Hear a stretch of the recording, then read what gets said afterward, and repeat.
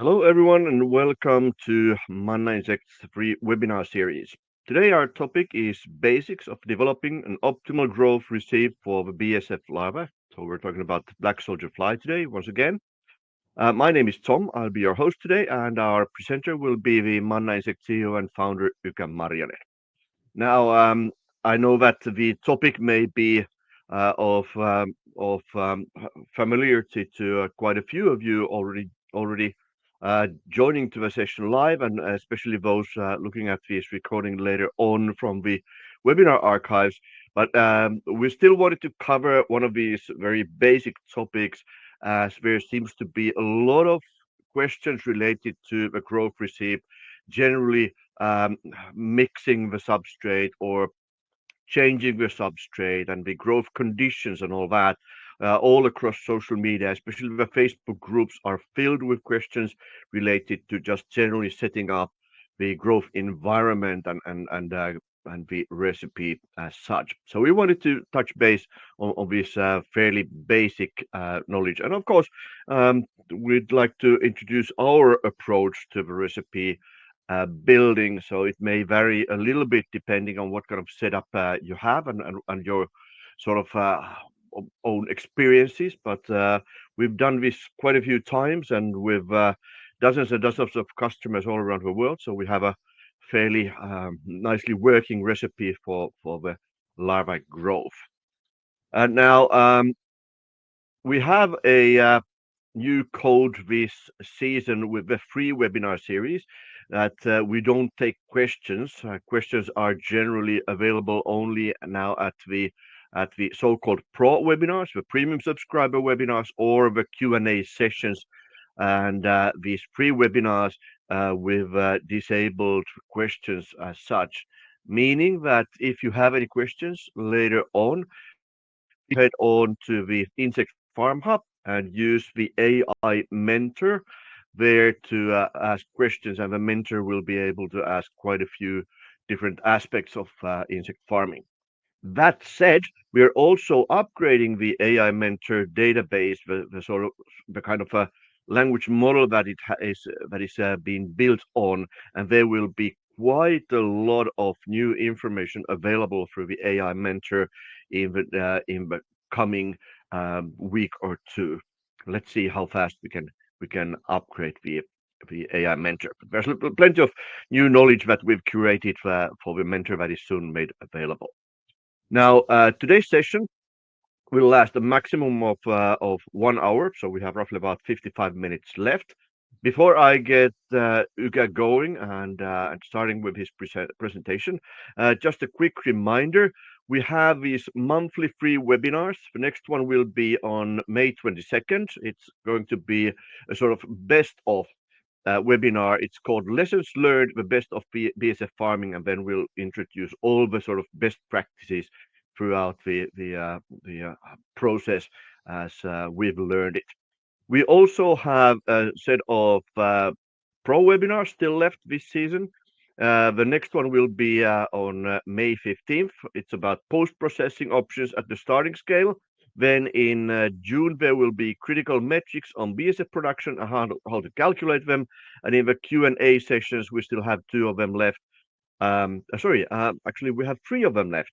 Next week, we'll have a Q&A session about pre and post-processing equipment and schemes at the starting scale. And then in May and June, accordingly, we have these Q&A sessions still available.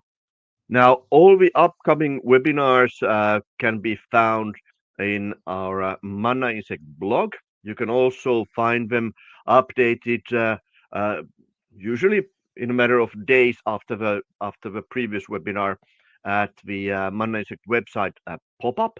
And then these are also available at the Insect Farm Hub. So feel free to join. We look forward to having you on board. But now let's get Ykkä started. Ykkä, welcome. Are you ready to take our attendees to a journey to the basics of developing the optimal growth recipe? Yes. Hello, everyone. And like Tom said, yes, this is opinionated, and we like to be opinionated because at least it gives you one as precise as possible guidance to go on, and then you can compare it with other methods and other ways of thinking and doing. We've had a webinar a long time ago on this subject, which I think it's in our Insect Farm Hub um, archives. So I checked it and try not to repeat everything, but unfortunately, it's pretty much the same principles that we are still advocating. And those who don't know us and me, we've been in BSF since 2018. Like I would say, everyone else, we came from totally outside black soldier fly larvae and got or fell in love more or less with the opportunity that this animal allows to do, and then wanted to learn and reverse engineer how to get this larvae to grow as fast as possible. And then with that, of course, comes a lot of potential and benefits from biowaste upcycling to creating animal feed products. And Manna was founded on figuring out how we can create value and solutions to help everyone do let's say maximal benefit farming as possible. And since then, we have customers like physical customers, let's say, that we've delivered actual products over 40 countries, and we've had in our webinars and seminars and our platform, I think it's close to 120 countries. So it's a very global phenomenon.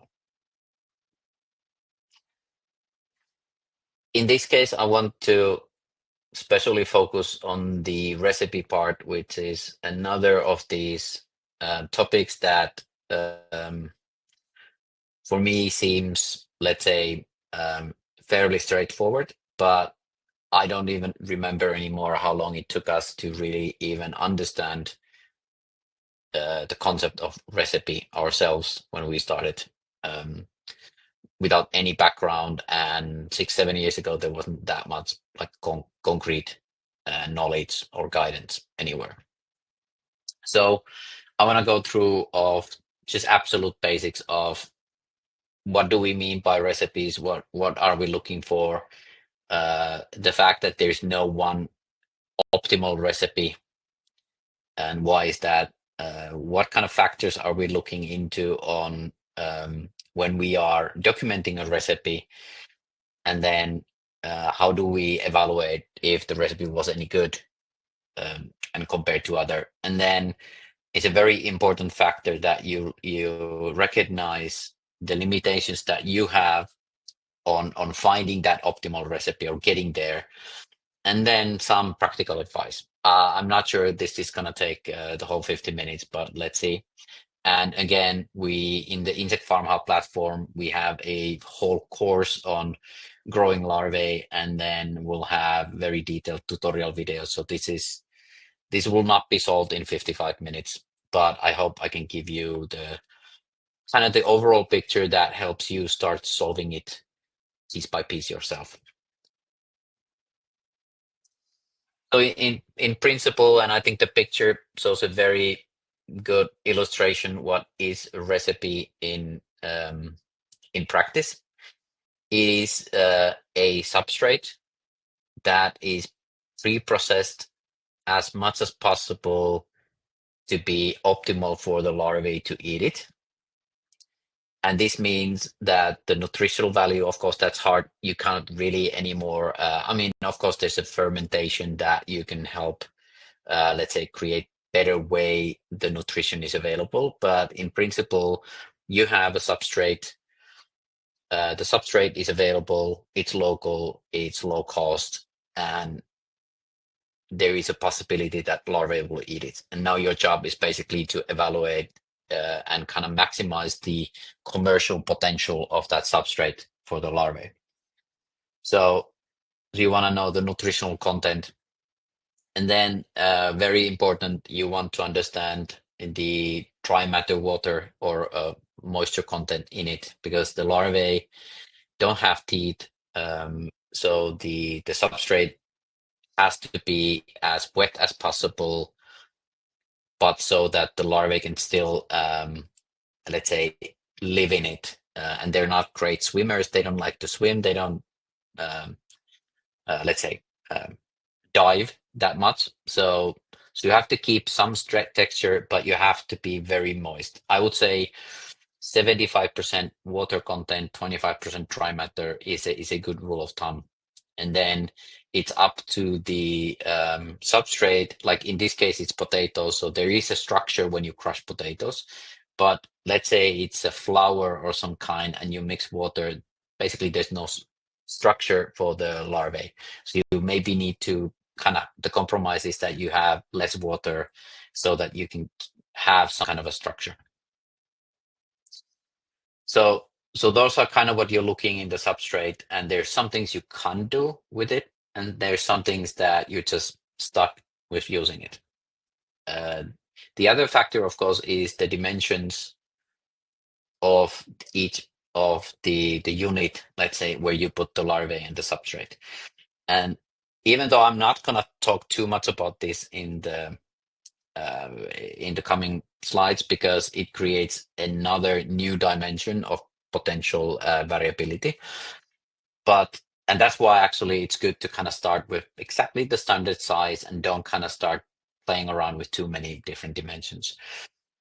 But it's very important because the larvae don't like to drill down. They are not miners. They basically like to eat on the surface. And we did this mistake as well, to become too greedy of trying to kind of put too much food per tray, and the depth became so, let's say, large that the larvae didn't really eat at the bottom at all. So you just have to remember that it's kind of like a horizontal dimensions that you can expand to a certain degree, but not kind of the vertical dimensions. I would say 10 centimeters is kind of absolute maximum on that front, unless you then kind of try to figure out, okay, how do we mix it in the middle and all that. Don't go there, because it creates complexity but doesn't really solve the problem. So you have a dimension of the tray, and then you just have X number of trays. And in this case, what I'm simplifying talking about the recipe is that now you can just focus on one tray and get the recipe. And then when you get the recipe right in one tray and one circumstances, you can just multiply the amount of trays that you will have. And then that's how you scale the production capacity. And with the substrate amount, you're optimizing the amount of larvae so that each larvae has enough food so that they can eat, but they don't have too much food, because then you just the growth period becomes longer and longer, and it's not evident that you get the same growth as well. It's the same with chickens and pigs, basically, and bulls, is that you're not trying to get them to be maximum weight.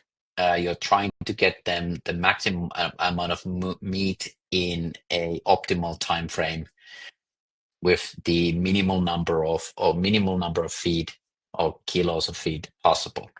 So it's same kind of a compromise principle.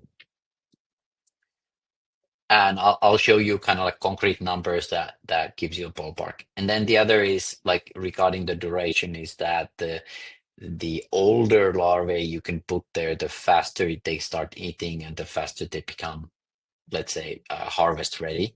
But then there's a compromise regarding nursing on how long can you push this. Normally it's 5-day-olds that are used. We liked very much 7-day-olds. That was a perfect for us, and we were still able to do the nursing efficiently. But beyond 7-day-olds, you're just delaying the larvae of their growth, because the nursing phase is there for a reason. And then eventually the thing is that when you load them and you dose them, the idea is that you don't touch them anymore. That's it. You let them do their work. It might take 5 days, 7 days, 10 days, but they will be independent. The only thing you have to worry about is that the conditions, meaning the substrate temperature and the substrate moisture level, is 30 to 34 Celsius, so that the larvae operates as fast as possible and their metabolism is at the fast rate. So you need to make sure that the temperature in the room doesn't go too low, which affects the substrate and then the larvae, and then the air doesn't dry the substrate too fast so that the larvae can't eat the solid part of the food. So these are all the aspects of a recipe. And before we go into details, the other kind of concept that you have to understand is that there's never an optimal recipe. It's very hard. I get this question a lot. What is the optimal recipe? And the amount of questions I have before I can even answer kind of overwhelms already someone who started BSF farming just recently or is thinking about starting a BSF farm. So you need to really test and figure out the best yourself. What I can do is give you the principles of how you can kind of reach to the local maximum. For example, you might get better growth or shorter growth period, but the compromise is that you either lose the weight per larvae, or you have to put less substrate, or that you just have to put more larvae, and then of course the nursing and the egg production part costs money as well. So you can kind of decrease growth period in the expense of cost of the $5 larvae, because the biomass eventually is the same. So let's say you put 8 kilos of substrate, it has 2 kilos of dry matter, and that dry matter part is your maximum, because you're not inventing new protein, you're not inventing calories. So that means that what you get out is maximum of the dry matter content, basically the calorie value. So you can think of all the larvae as just a organism. So you get a biomass out of it. And the question is that, okay, let's say it's 1.4 kilos of live larvae, which is a very good, it's 1 to 6, almost 1 to 1 in dry matter content. So if you get 1.5 kilos of biomass live larvae out of it, that 1.5 kilo can represent 7,000 larvae or 15,000 larvae. So of course you want less larvae, you want bigger larvae, but that either means longer growth period or less substrate in that case. If you want to focus and say, okay, no, I want the maximum batch cycle as fast as possible, then you just put more larvae or less food. That's it. But it's a compromise. You will. It's up to you to decide if your eggs are very expensive and your nursing process basically has a lot of, let's say, a loss, and those $5 becomes precious. That probably means that you want to get every larvae as fat as possible, which means that you will have to compromise with the growth period or the substrate. Now, coming to climatization and growth period as well is the electricity cost that is, and the kind of the rent of the space you have to weigh in. Then it's about what is your business model? Is the value in the larvae that you're post-processing, so you want to get as maximum amount of big larvae as possible, or is your value that you want to get as much as possible substrate or bio waste handled because someone pays you for that? So that will, of course, be a big compromise in your recipe, what do you want to do. And then a thing that most people overlook is actually that you can get the best possible optimal recipe if you can be highly precise. Let's say that exactly 10,000 larvae, exactly 7.56 kilos of substrate, exactly with this mixture. That's fine. But then the reality is that um, can your workers and the process always achieve this, or is there a variability? And it just makes sense to be as simple as possible in this case, so that you get, let's say, stability over uh, optimal results, because you don't want to have a lot of variability amongst, let's say, workers and days. You want to get almost the same results every time. So this is where it kind of gets overwhelming at the beginning, because there's so many things to consider eventually. So we want to start with something that, regardless if you're, if you have already a lot of experience, that's fine. If you don't, we want to give you a ballpark to start practically with any substrate. So you will get a result. Based on the result, you can decide what factor will you change for the next iteration, so you can compare the results go better or worse. So unless you know anything else, and unless we know anything about your plans or your substrate, this is more or less what we recommend. You have a tray 600 by 400 by 145 millimeter bacon cup, or a bacon cup copy or similar tray. You crush and mix the substrate. Example: vegetables, potatoes, salads, tofu, rice, and so on. You just crush and mix and make sure that it's wet. And then you put 8,000 larvae in it. That's about 1/3 of a gram of eggs, and they're $5. Then you set climate conditions so that the substrate is minimum 28 Celsius, not air temperature, the substrate temperature. And that means that your air temperature needs to be 33 Celsius at the beginning, because substrate is always cooler than the air when there is a lot of water in it. And then humidity is as high as possible. Just make it as high as possible, and enough ventilation. Then you give it 10 days, and then you evaluate the results. That I'll show you how to kind of evaluate how well your test went. Let's say how good is your recipe. Then, depending on the results, you either increase the number of larvae for the next round, or you decrease the substrate.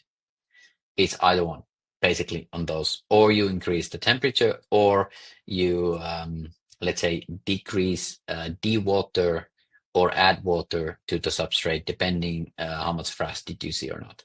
And then you iterate again. And yes, if you have enough space, you can do 10 different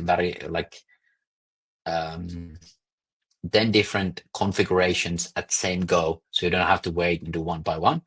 And in 10 days, you will see results. This is how we typically do: 10 trays, and then 10 different configurations, 100 trays in total, and you will see a winner or two winners from those configurations.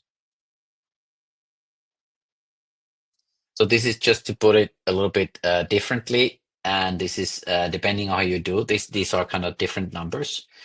But again, 600 by 400 tray, don't put more than 10 kilos. 10 kilos absolutely maximum, but 8 kilos is something that you should always start. And then if you have enough larvae in these, start with even 15,000 instead of 10,000 or 8,000, because again, we're coming back to how well do you dose, how sure you are that you have 8,000. That's kind of like, with 8,000, you need to be absolutely sure you have minimum 8,000. You shouldn't have 6,000, because then it's going to fail. With 15,000, you can have plus minus 2,000-3,000, or even 10,000, a little bit more dosing error, and you still succeed. The goal is that you get at least 150 milligrams of larvae size. Let's say anything below 150 milligrams is either very bad substrate, or you have still room to improve in the recipe. Again, the same. If your growth period goes over 14 days, that's bad. Either your climate environment is not good for the larvae, it's too cold, for example, um, or there's some other challenge. Let's say you have too little larvae and they just cannot eat everything. But 14 days is kind of absolute maximum of the growth period.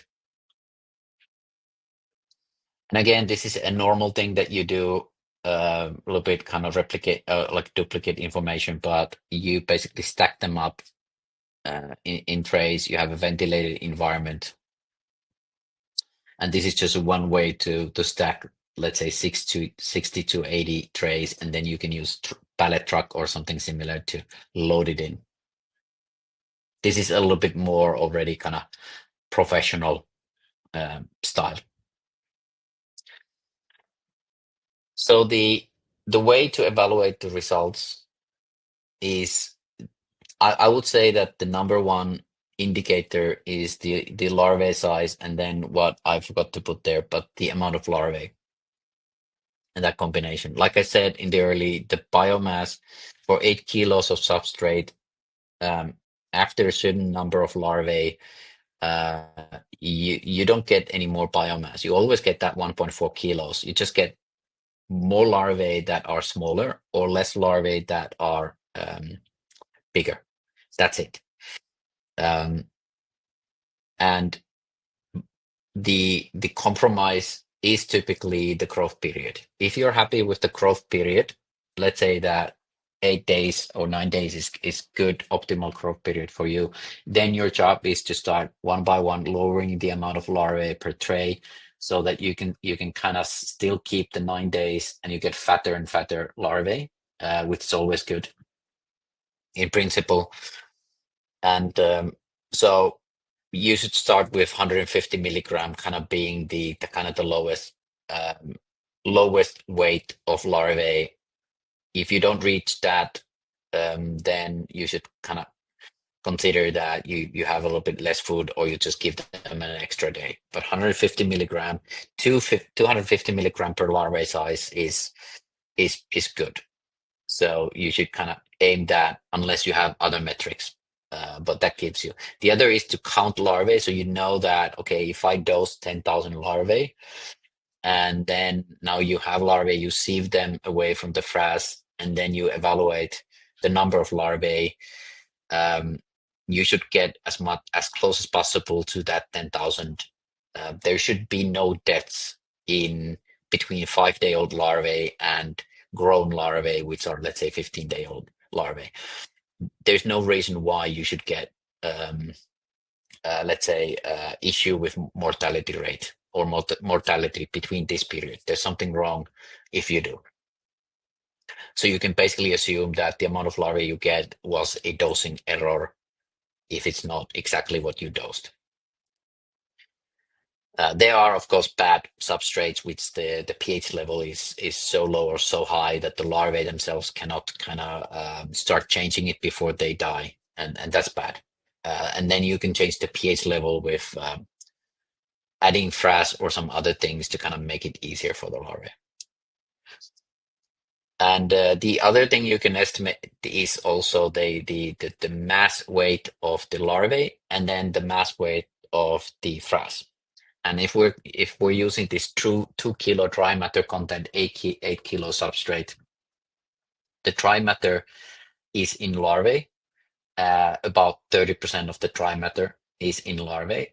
The larvae is 70% water content. So if you have, let's say you have 2 kilos of live larvae, that means that you have 600 grams of the dry matter inside the larvae, and then the rest 1.4 kilos is in the frass. And now if you're weighing the frass and the frass weighs over 2 kilos, that's not good. Then either it's uneaten, or the metabolism or the recipe didn't work. You don't want excess amount of frass, because typically that means that there's just uneaten food in it. So you want to have a ratio of frass and the larvae weight about equal at maximum. And the frass should be not this wet that it is in this picture. It should be at the point that you're taking it, it should be almost like a sand in the sense that you put your hand there and you lift your hand, nothing gets stuck on your hand. It should flow out of your hand, and it should be more like sand and not having big pieces and lumps in it. Then it is like eaten frass, and it should smell systematically the same regardless of what was the original substrate source.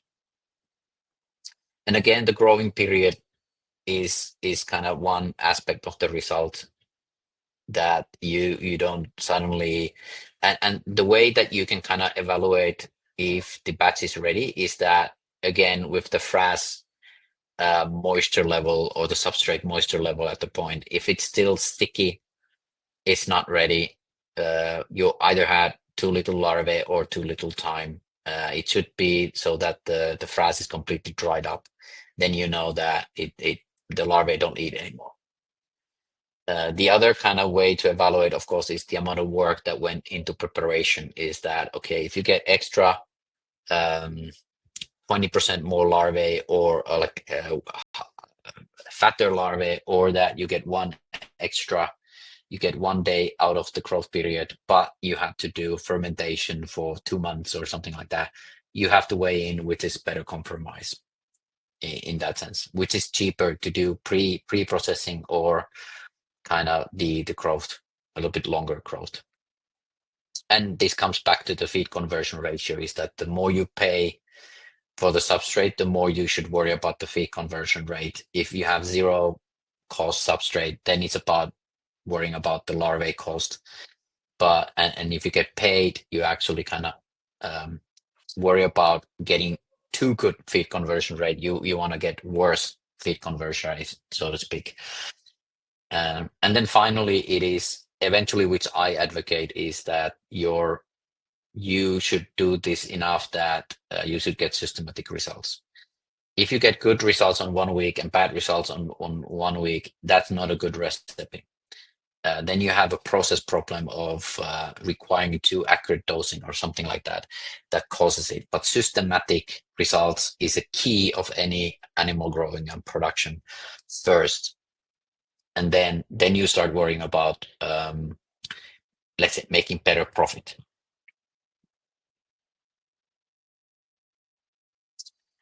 And this comes down to also continuing, is that you need to understand your limitations, that you're not kind of expecting too much out of yourselves, and that you optimize your recipe based on your limitations. So if, let's say, extreme cases, you're doing completely outdoors, you have no control of the weather conditions, and you will not always have optimal weather conditions. You go from nights being 20 Celsius or even less, days being 40 Celsius, and high, like very dry air, for example. You have to accept that. And the way you, let's say, combat that is that you put less substrate with more larvae so that they eat faster before the substrate, let's say, goes bad or too dry, so that they can kind of eat faster. The other way to combat that is that you feed twice. So you feed for 4 days, and you let them finish, and then you eat another fresh batch 4 days. So the compromise is then that you just do more work to get the same results. But understand this, because the less control you have on the environment, the more you have to do manual work to compensate that, most likely. The other is that you have to test and verify how accurately can you dose the larvae. If you want to get 10,000 larvae per tray, you need to, let's say, do 50 trays with 10,000 larvae, and then you evaluate how many adult larvae you got per tray, how much is variability between the trays, by assuming that every tray should have zero mortality rate and always 10,000 in, 10,000 out. And that's very important that you understand how much that has. Let's say you have min-max 2,000. So you wanted to have 10,000 in everything, and you find out that 20% have 8,000 and 20% have 10,000, and then there's everything between. And your recipe basically requires you to have minimum 10,000 larvae in it. Then you need to increase and say, okay, I can't do that. Let's increase that to 12,000 as a dosing goal, so that even at the worst case, we get enough larvae that we don't lose batches. So it's important for you to understand that, let's say, level of quality you can do. Then also the same thing for the nursing period, so that the amount of 5 doll you get and understand, and you can assume is in the same. I actually did, and we have a webinar on how to do the nursing exactly like this part, and there's a tutorial also on the Insect Pharma platform on this problem. And nursing is even more critical, I would say, on kind of making or breaking the rearing part. And then, of course, the question is that, do you get homogeneous, high quality nutrition substrate for the larvae, which is almost like a fantasy, I would say. You either get cheap, heterogeneous, lower and mid quality substrate, or then you have to pay big bucks on getting high quality substrate, and that will cause you to less profit margin on the other side. So I advocate making a recipe that basically works with almost any heterogeneous mix of substrate, because it's not that bad. Eventually, you may lose, let's say, 10-15% of the maximum, but now you have a recipe that everyone can do and almost anything works. That's much better than kind of fine tuning to one specific substrate, and if suddenly something changes in the substrate, everything goes wrong. And finally, it's about the skills of your employees. You might have one that does accurate dosing and gets best results, and then you have most that gets not so good results. You have to basically create the process and recipe for the lowest nominator, not the best. And that's just a fact, because you want to get good results on anyone doing it. That's the only way you can really scale. And again, going back, that there's no just one way. So it's not just like, give me the best recipe. It's basically that, okay, let's look at what you want to achieve, where your costs are, what are easy for you, what are hard for you. Do you have skilled labor, unskilled labor? Do you have way to dose accurately or not? Is your substrate high quality or not? And so on. And with all these combinations, you come up with a best compromise for your case.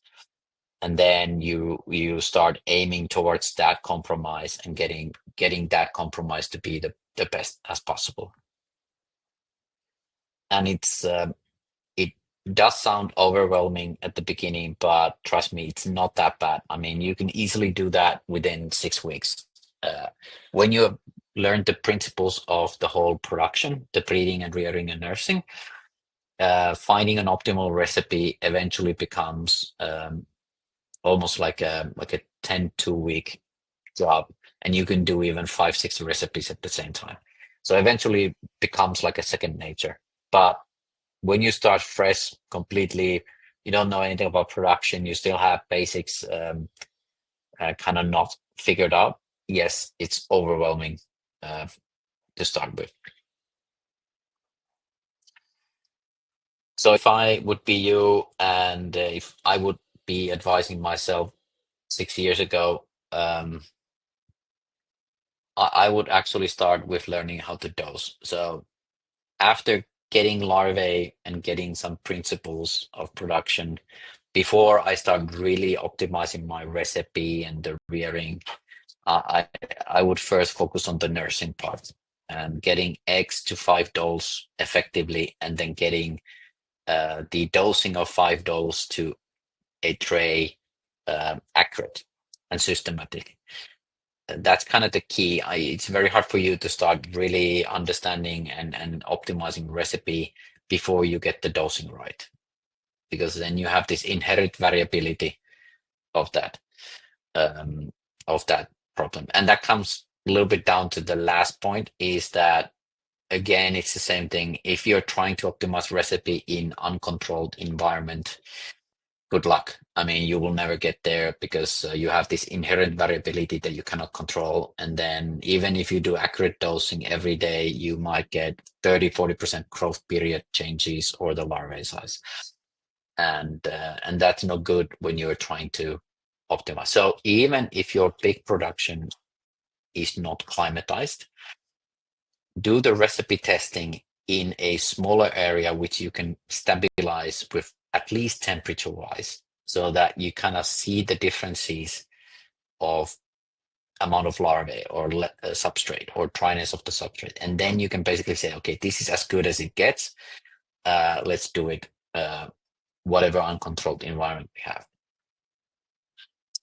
The other, this forced success, what it actually means is that um, start with a variables in the recipe that you will get a success no matter what. And what it means is less substrate, more larvae than you would like to do. So if you don't know anything about the substrate, how good it is, I would start, and you want to put 100 trays, you don't want to fail. Yeah, put 8 kilos and 15,000 larvae. And it's very likely that you will not fail.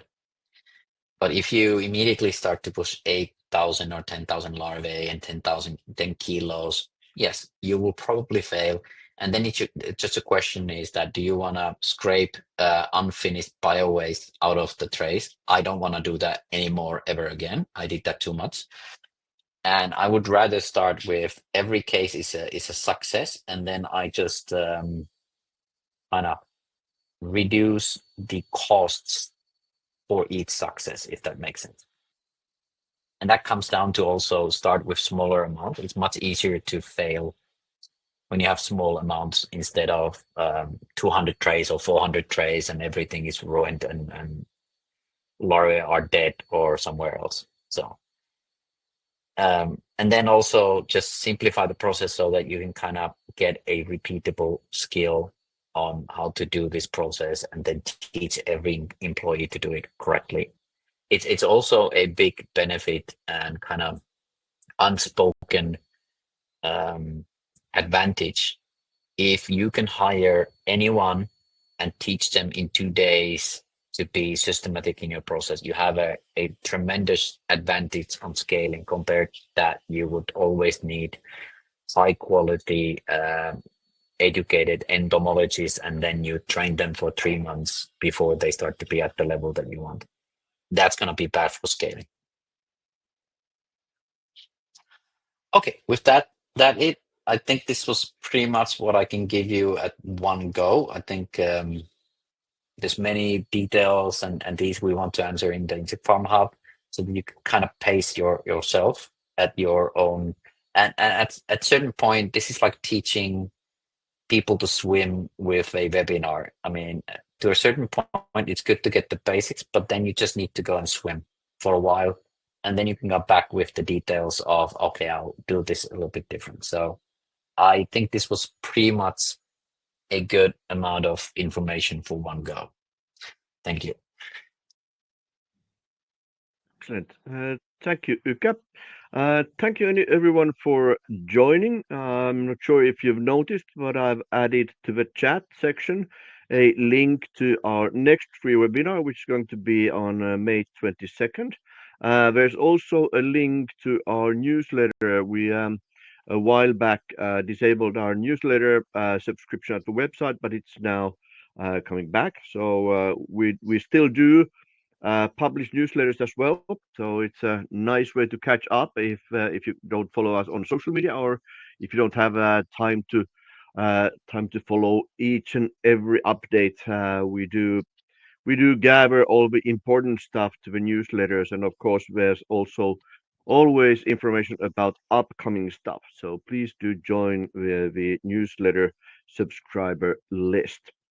That said, both Insect Farm Hub and Manna Insect have separate social media accounts. So Insect Farm Hub is currently available at LinkedIn. It's available at Pinterest. We do some occasional Instagram stuff there as well. And for Manna Insect, which is more focused, and especially from May onwards, we'll be more focusing on technological side of insect farming, Manna Insect is publishing content on Instagram and LinkedIn and occasionally on Facebook as well. Um, Feel free to join us on the next webinars. Remember to join the Insect Farm Hub. It's totally free to use for most parts. And then, if you want to know more about the Manna Insects climatization technology and other technical tools, feel free to get in touch with us through the Manna Insect website's contact form. That said, have a gay Easter, and we'll talk to you again next week with our next webinar. See you then. Cheers. Bye. Bye.